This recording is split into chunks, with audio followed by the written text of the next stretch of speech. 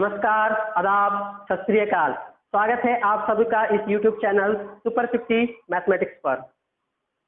ये lecture number हमारा 5 है, चैप्टर 9 सीक्वेंस एंड सीरीज का। तो इस लेक्चर में मैं आपको बताऊंगा हार्मोनिक प्रोग्रेशन क्या है और लास्ट में मैं आपको बताऊंगा कि आपका अर्थमेटिक प्रोग्रेशन, ज्योमेट्रिक प्रोग्रेशन और हार्मोनिक प्रोग्रेशन, इन तीनों प्रोग्रेशन के बारे में मैं आपको कंपैरिजन करूंगा ताकि आपको जो है सभी चीजें जो है आपको दिमाग पे आ जाए एक बार फिर से और आपको अच्छे से सभी चीज समझ में आ जाए। तो कंपेयर करेंगे तो आपका एपी का जो भी चीज है, आपको जो भी चीज मैंने आपको बताया वो भी चीज आपको समझ में आएगा। जीपी का भी जो भी चीज समझ में आया वो भी आपको याद हो जाएगा और एचपी का जो मैं अभी बताने जा रहा हूँ वो भी आपको याद रहेगा। तो एक साथ मैं आपका लास्ट में कंपेरिजन करूंगा। तो चलिए इस वीडियो को शुरू करें। स्टूडेंट्स, वीडियो लेक्चर नंबर 3 और 4 को आपको देखना जरूरी है। वीडियो लेक्चर नंबर 3 में मैंने आपको बताया एपी क्या है, उसकी प्रॉपर्टी क्या है। वीडियो लेक्चर 4 में मैंने आपको बताया कि जीपी क्या है और उसकी प्रॉपर्टी क्या है। तो उसको आप जरूर देखेंगे। और इस वीडियो लेक्चर 5 में मैं अब आपको बताने जा रहा हूँ कि एचपी क्या है, यानी कि हार्मोनिक प्रोग्रेशन क्या है और जो है उसका कुछ रिलेटेड टर्म। तो देखेंगे हमारा जो हार्मोनिक प्रोग्रेशन है, सबसे पहले उसका डेफिनेशन देखेंगे। अगर आपको इसको डेफिनेशन समझ में आ जाएगा तो आप आसानी से किसी भी सीक्वेंस को बता सकते हैं कि वो हार्मोनिक प्रोग्रेशन है या नहीं। तो हार्मोनिक प्रोग्रेशन को जो है हम लोग शॉर्ट में एचपी बोलते हैं और हिंदी में हरात्मक श्रेणी बोलते हैं।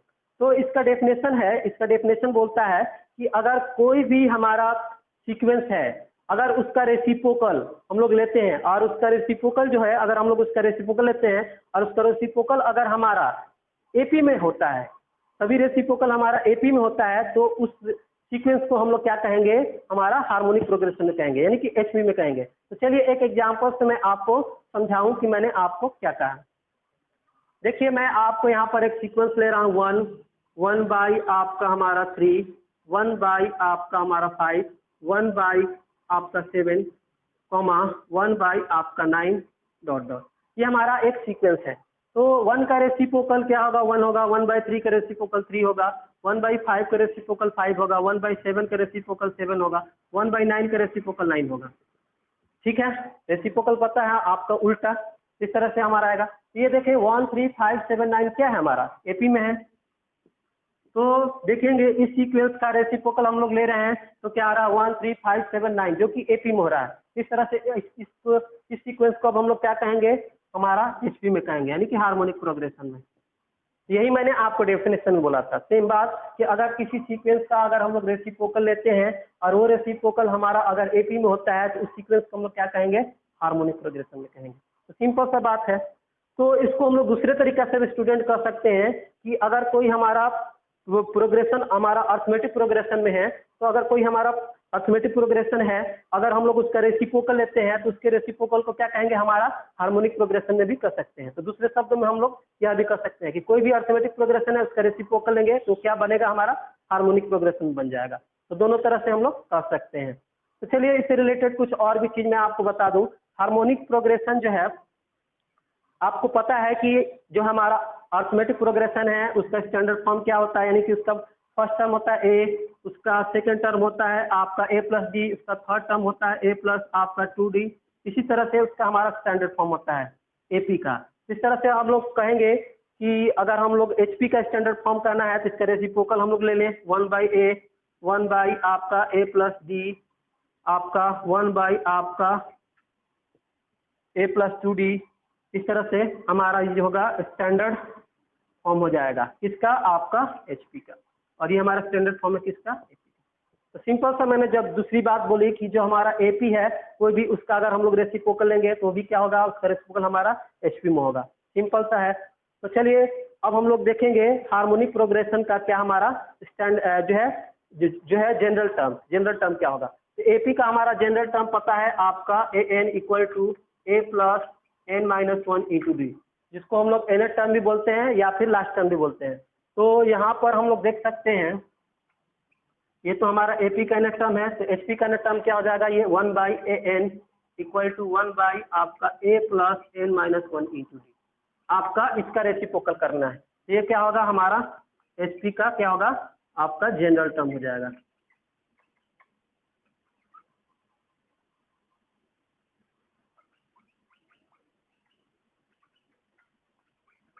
तो एपी का जनरल टर्म आपको पता चल गया।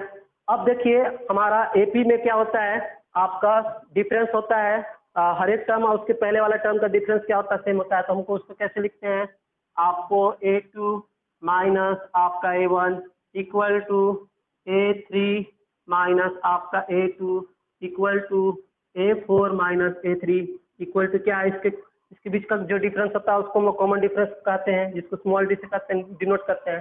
तो अगर हम लोग इसको एचपी में देखें, ये तो हमारा एपी में है, तो एपी एचपी में हम लोग इसको किस तरह से लिखेंगे, एपी का हमारा फर्स्ट टर्म तो होगा 1 बाई आपका A1, तो इसको हम लोग इस तरह से लिख सकते हैं 1 बाई A2 माइनस 1 बाई आपका A1 इक्वल होगा 1 बाई आपका A3 माइनस 1 बाई आपका A2 इक्वल टू 1 बाई आपका A4 माइनस 1 बाई आपका A3।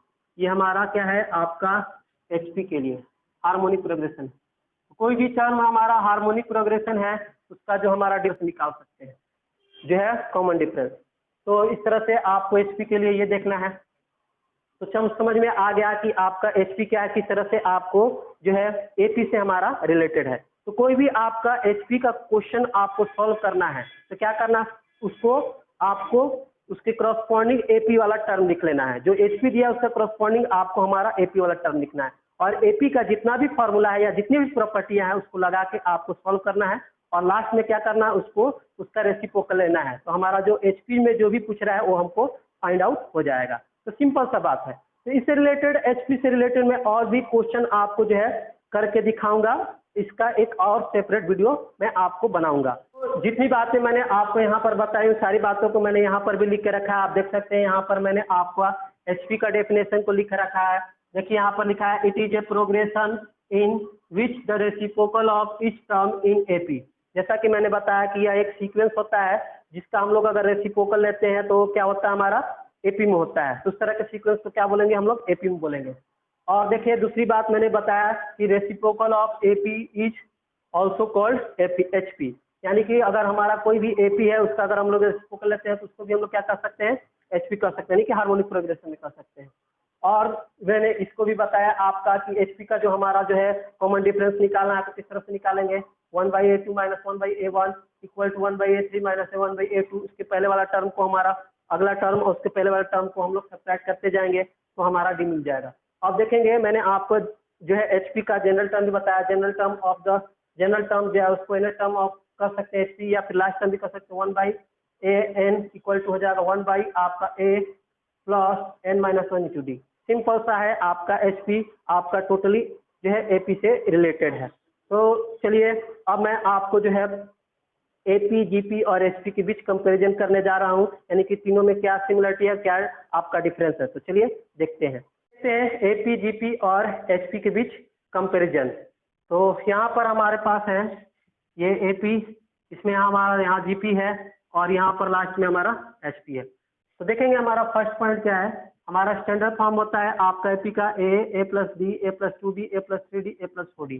यानी कि हमारा फर्स्ट टर्म होता है एपी का ए, सेकेंड टर्म होता है एपी का ए प्लस डी, आपका हमारा थर्ड टर्म होता है प्लस 2d, फोर्थ टर्म होता है प्लस 3d, फिफ्थ टर्म होता है प्लस आपका 4d, इसी तरह से। तो अब हम लोग देखेंगे जीपी में जो हमारा होता है स्टैंडर्ड फॉर्म वो होता है A R square A R Q. तो जीपी का जो हमारा फर्स्ट टर्म होता है ए, सेकेंड टर्म होता है ए आर, थर्ड टर्म होता है आर स्क्वायर, फोर्थ टर्म होता है आर क्यू, इस तरह से।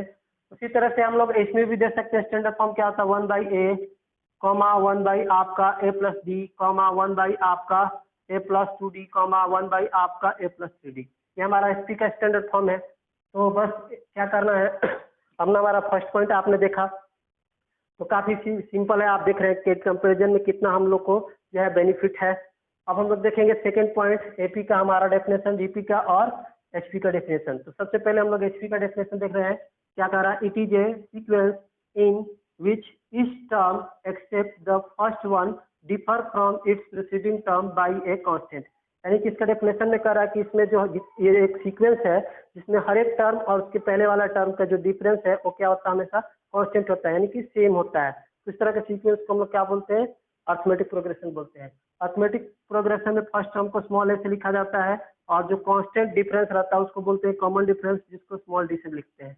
उसी तरह से आगे हम लोग देखेंगे जीपी का definition, a sequence is said to be a geometric progression of GP if the ratio of any term to its preceding term is same throughout। यानी कि इसमें कह रहा है कि जीपी हमारा एक सीक्वेंस है जिसमें हर एक टर्म और उसके ठीक पहले वाला टर्म का जो रेशियो होगा वो सेम होगा आप पूरे आपके सीक्वेंस में।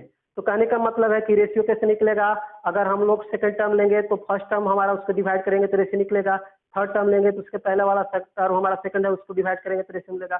तो अगर हमारा ये सेम आता है तो क्या होगा, हमारा सीक्वेंस क्या होगा, हमारा ज्योमेट्रिक प्रोग्रेशन होगा।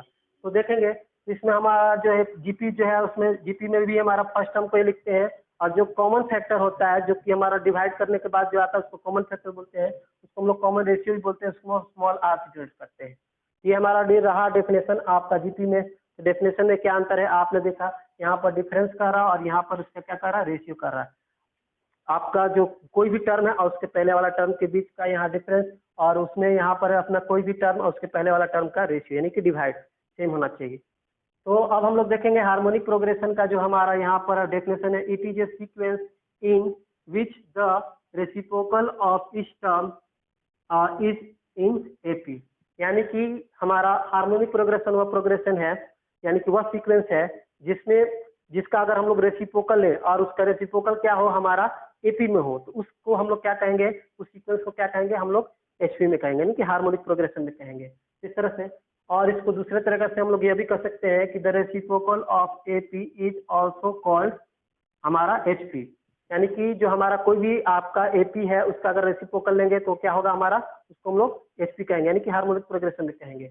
और एचपी का जो हमारा फर्स्ट टर्म है उसको हम लोग 1/a लिखते हैं। जैसे कि हमारा एपी का फर्स्ट टर्म क्या है, ए है, तो उसका रेसिप्रोकल क्या होगा, वो आपका 1/a। इसी तरह तो इस तरह से मैंने आपको एपी और जो है एचपी के बीच रिलेशन क्या है मैंने आपको बताया अभी। अब मैं आपको मूव करता हूं आपका हमारा नेक्स्ट पॉइंट, जिसमें हमारा एपी का जनरल आपका टर्म है, जीपी का जनरल टर्म है और एचपी का जनरल टर्म है। एपी का जो हमारा जनरल टर्म होगा जिसको हम लोग लास्ट टर्म भी बोलते हैं या जिसको इनर टर्म भी बोलते हैं, तो क्या होगा, a n equal to a plus n minus one to d. इसमें हमारा चार जो है चीजें हैं, last term, first term, n और कॉमन डिफरेंस डी। तो चार में से कोई भी आपको तीन पता हो तो चौथा चीज इस रिलेशन से आप आसानी से निकाल सकते हैं। उसी तरह से आपका हमारा जीपी का जो जनरल टर्म होता है जिसको लास्ट टर्म भी बोलते हैं, n equal to a r to the power n, आपका यहाँ पर r to the power n minus one होता है। तो इसमें भी आपका चार चीज है, लास्ट टर्म, फर्स्ट टर्म और कॉमन रेशियो और एन। चार में से आपको कोई भी तीन चीज पता हो तो आप जो है चौथा चीज इस रिलेशन से आसानी से पता कर सकते हैं। उसी तरह से हमारा जो जनरल टर्म होगा एचपी का क्या होगा, जनरल टर्म हमारा एचपी का क्या होगा, 1/n इक्वल टू 1 आपका a plus n minus one to d, जो कि एपी का हमारा जो जनरल टर्म है उसी का हम लोग ने यहाँ पर रेसिप्रोकल ले लिया। ये है तो हमारा जो हो गया एपी, जीपी और एचपी का जनरल टर्म क्या होता है मैंने आपको बताया।